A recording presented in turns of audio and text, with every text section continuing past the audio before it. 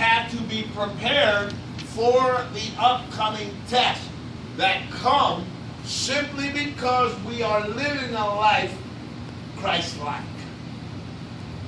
His word says, he said, if they did it to him, if they persecuted him, they're going to persecute us. So he gave us the heads up.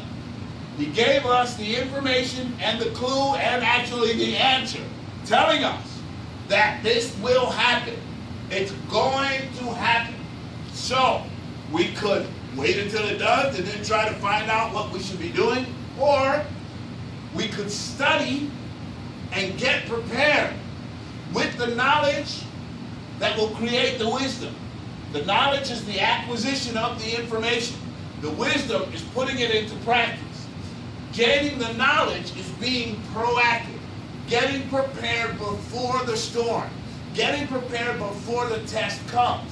Because then, when the test comes, we will already have the answers. It's like the 10 virgins with the oil in their lamp. Right? 5 of them let them burn out. And then when Jesus came and opened up the door and let them in, the other 5 were like, hey, let me have some. And they were not prepared. And they did not get a chance to get in. Being proactive means that you are aware. They knew the master was coming. They knew the door was going to open eventually. But they did not prepare for it. And when the door opened, they were left behind.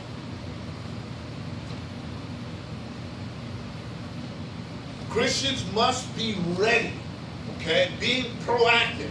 Prepared Christians are ready to act, not just talk.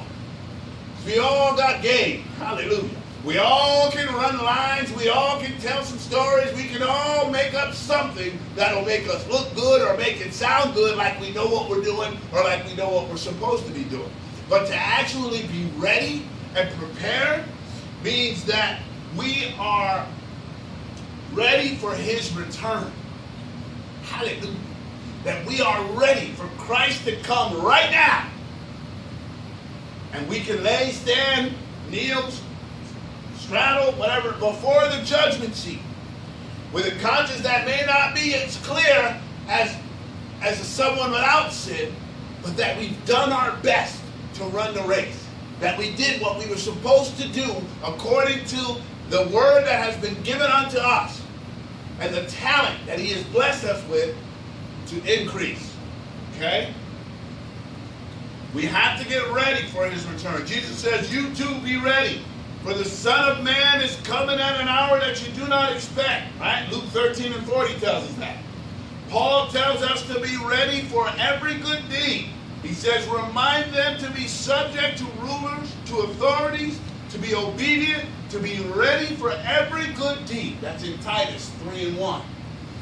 The only way we can be ready is to have the necessary information prepared, stored in the Rolodex, ready to be rolled out at a moment's notice. The enemy comes when you least expect it. He is subtle. He'll even come making it sound good. He'll bring a soft whisper. He'll bring an attractive person. He'll bring your best friend. He'll bring your mom, your dad. He'll bring someone that you do not expect to attack you. But we have to be ready. We have to be proactive. And Peter tells us to be ready to give an answer to everyone who asks about our hope. He says, but sanctify Christ as Lord in your hearts. Always be ready to make a defense to everyone who asks you to give an account for the hope that is in you. That's 1 Peter 3:15. You have to be ready with your testimony. You have to be ready as to why you have joy. You have to be ready to be able to tell somebody why you are a Christian. Why you follow Christ. Because when you are equipped and prepared for that question, you may encourage them to follow Christ, which is what our job is. As Christians, our job is to follow his commandment, to go out to the world and to spread that word, spread that good news that he is risen and that we have an opportunity to reign with him forever. That we have been forgiven of our sins. Hallelujah. And we have been redeemed through his blood and have access back to the Father. Hallelujah. In a time to come. That is why I rejoice. That is why I smile. That is why I do the work that I do. I don't do it for accolades. I don't do it just to get a title to say I'm the pastor. I do it because I believe in my heart that one day, if it is his will, that I will be held accountable for the work that I have done, acknowledging all of my sin, faults, and shortcomings, that I may reign with him forever in that first resurrection. That is what we are shooting for. That is what we are fighting for. In order to fight, we have to be prepared. The Romans, in their day, were the most powerful nation because they spent so much time on training. They spent so much time preparing for war. They spent so much time preparing for battle that when the battle came, it was instinctive to fight.